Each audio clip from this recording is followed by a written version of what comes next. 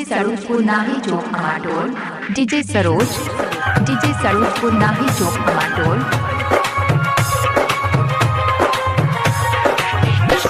Presented by SR Music DJ Saroj Raj बेलगढ़ी।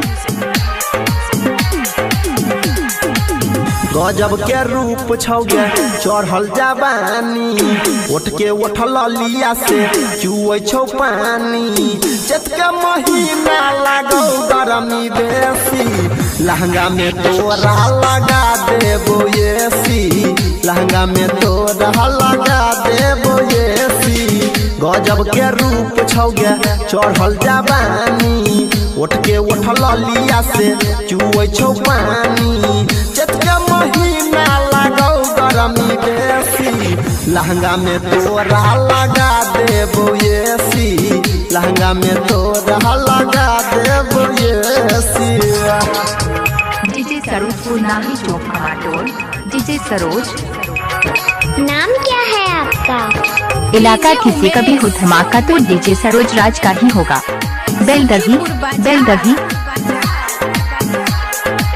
देख देख के हमारा तुम्हारे छाया सताय, चोली में रखने छा जियो के मोबाइल।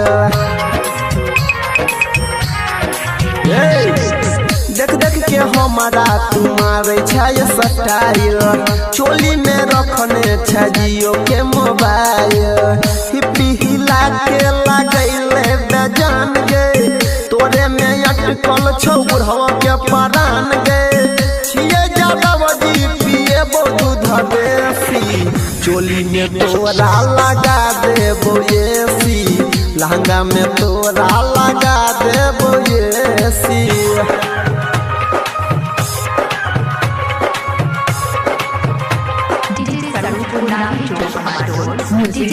डीजे सरोज राज म्यूजिक डायरेक्टर डीजे सरोज राज।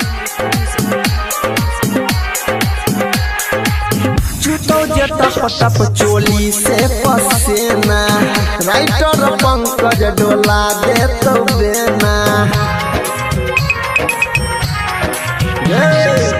चुतो जे टप चोली से पसेना, राइटर पंकज डोला दे तो बेना। आदिया भैया के बने न छा बॉयफ्रेंड गे, ससुरा में जाके बतैबे की हसबैंड के। गायक अनिल कहो बाजई में बेसी, लहंगा में तोरा लगा देबो एसी।